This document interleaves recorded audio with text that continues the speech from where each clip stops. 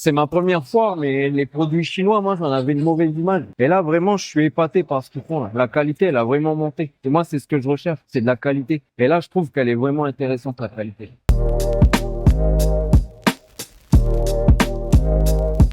Comme c'est un buggy un peu tout-terrain, on va regarder la suspension, le débattement un peu qu'il a, les triangles, s'ils sont assez robustes, la taille des cardans, c'est ce qui permet de transmettre la puissance dans les roues, au fait. Voilà, un peu le freinage, les barres de direction, les choses comme ça. Après, je vais lui poser des questions sur la motorisation, la puissance, la cylindrée, s'ils ont différents types de moteurs, l'éclairage, un peu la qualité globale du plastique. Voilà, je pense que ce qui compte beaucoup là-dessus, c'est la partie châssis, au fait. Donc, suspension, triangle et les cardans de transmission. Voilà. Après, s'il est 2 roues motrices, 4 roues motrices, des choses comme ça. C'est un moteur en V bicylindre.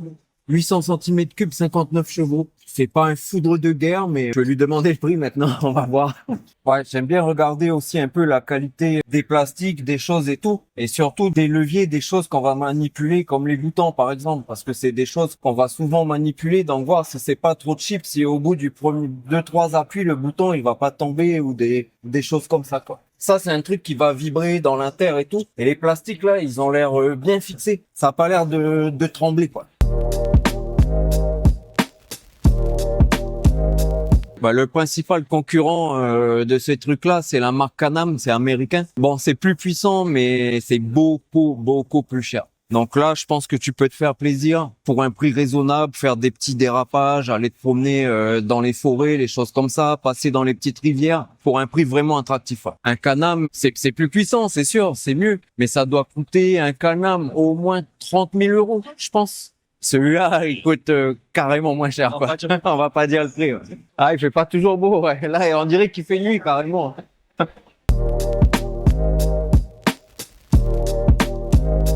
Alors, quoi de ce que je recherche? Déjà, je vais regarder les puissances, que moi, je suis dans une gamme plutôt enfant jusqu'à 16 ans. Donc, ça va être un peu comme le buggy, quoi. On va regarder les leviers, les commandes. On peut manipuler les boutons un peu. Je vais regarder le jeu dans la direction. Et après, ben, c'est la partie cycle, quoi. Hein. C'est pareil. On va regarder les triangles, un peu la fixation des triangles, la taille, s'ils sont épais ou pas. On va regarder l'amortisseur, un peu comment il est fait. La visserie, les freins. Il a des petits freins à disque à l'avant, hein, c'est pas mal. Et puis après, je vais lui poser quelques questions sur le moteur, si c'est un moteur chinois, si c'est une marque que je connais déjà ou pas, s'ils font des pièces, etc. Ça fait combien de temps que l'usine, elle existe et tout. Sur les quads, ça fait pas mal de temps que ça existe. Il y a 3-4 marques, franchement, t'es pas embêté. Si tu peux avoir les pièces, surtout le carburateur, le démarreur, c'est le principal. Après, le moteur en lui-même, il tient. C'est des bons moteurs. Bon moteur des Chinois. Ouais, c'est des bons moteurs. MOQ, please. MOQ, MOQ, no. MOQ. I will try. I will try.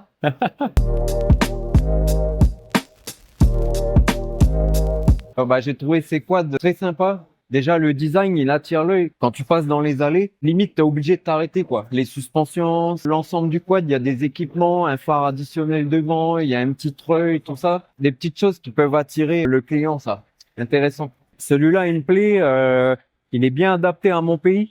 Il a une grosse motorisation. On voit que c'est un quad de travail, au fait, pour aller sur les propriétés. Tu peux rentrer le bétail, aller réparer tes barrières, faire des choses comme ça, embarquer un peu de matériel et regarde, viens voir. Il est même équipé pour traîner une remorque. T'as les triangles qui sont protégés, là, d'impact. Les cardans, ils sont bien renforcés. Les amortisseurs, ils sont avec des cartouches réglables et tout. 1000 cm3, 68 chevaux. Là, on sent que c'est du produit sérieux, là. Donc, je vais discuter avec lui, là. On va sûrement faire des affaires. En fait, ce qui me plaît sur celui-là, c'est que le fabricant, il a l'air de maîtriser son produit de A à Z. C'est-à-dire qu'il fabrique son châssis, il fabrique son moteur, il a l'air de fabriquer ses suspensions. Franchement, il inspire la robustesse, ce quad. Le matériel, c'est lourd, c'est bien boulonné, il y a rien qui bouge. Ça a l'air vraiment du matos de qualité. Ouais. Alors, regarde, viens, recule un peu. Voilà. Quelque chose qui m'interpelle aussi, c'est quand tu vois la taille du stand. Le gars, il vient ici sur le canton de fer, il se paye un stand comme ça. Dans ma façon de penser à moi, c'est qu'il y a une certaine qualité derrière quand même. L'usine, elle va pas investir dans un stand comme ça si elle fait des quads depuis cette année et surtout des mauvais quads. Moi, c'est quelque chose qui m'interpelle sur la taille du stand.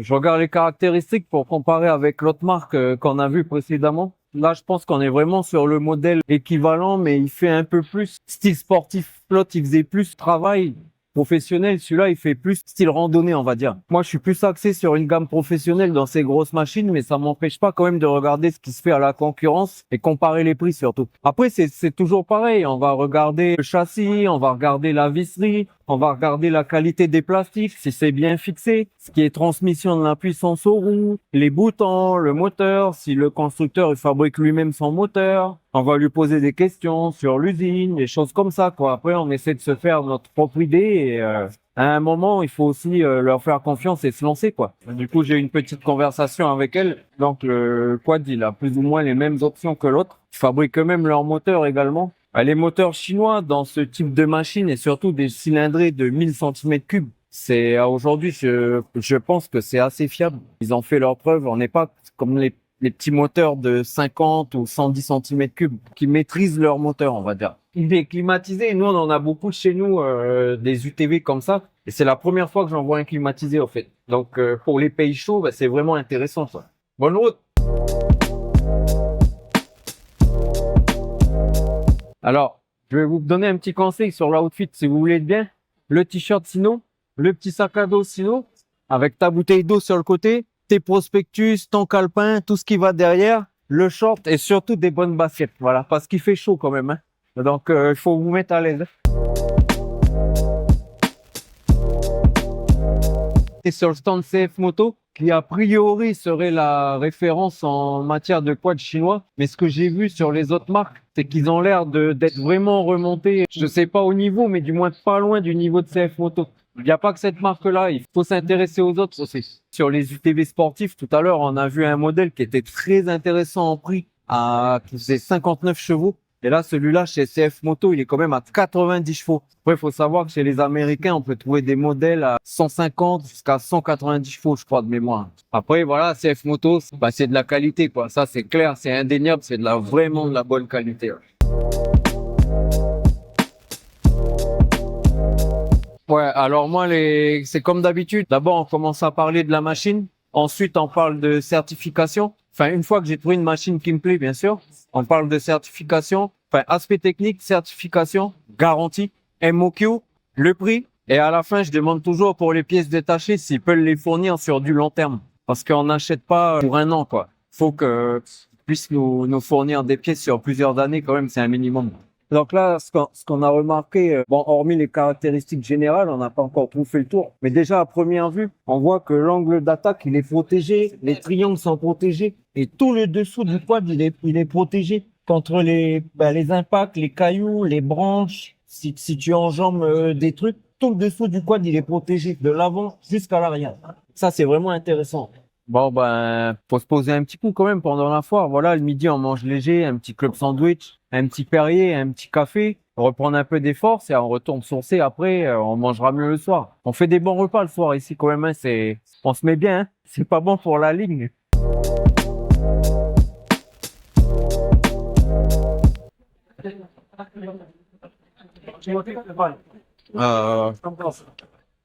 Bah celle-là, on est dans une autre gamme de produits là. Elle est beaucoup plus grosse, elle va vite, elle a 80 km d'autonomie, elle a 2000 watts de puissance. Donc il y a un moteur à l'arrière, un moteur à l'avant. Elle a des freins hydrauliques comme un vrai scooter ou une moto quoi. C'est des freins avec système à huile. C'est un beau produit celle-ci. Par contre, je pense qu'on est sur, je lui ai pas demandé le prix encore, mais à mon avis, on est sur une gamme de prix supérieure quoi. Mais ça c'est un scooter trottinette pour aller au boulot, pour te déplacer. Elle a l'air vraiment bien celle-là. Le produit, il a l'air robuste. Regarde la structure, les soudures, la finition, elle est vraiment belle. L'aluminium anodisé, les suspensions, elles sont bien larges. Franchement, celle-là, elle inspire de la solidité, de la qualité. Tu vois, celle-là, elle est pas trop mal. Mais ce que je trouve dangereux, c'est que l'accélérateur, il est un peu confondu avec le frein.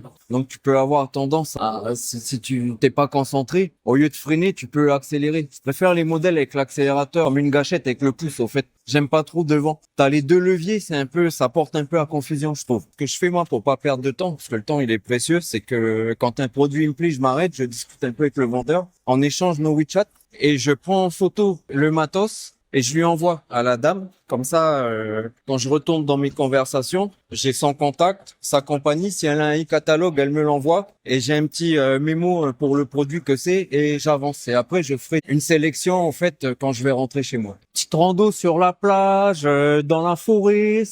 En vrai, on est bien dessus. La plateforme, elle est bien large et tout.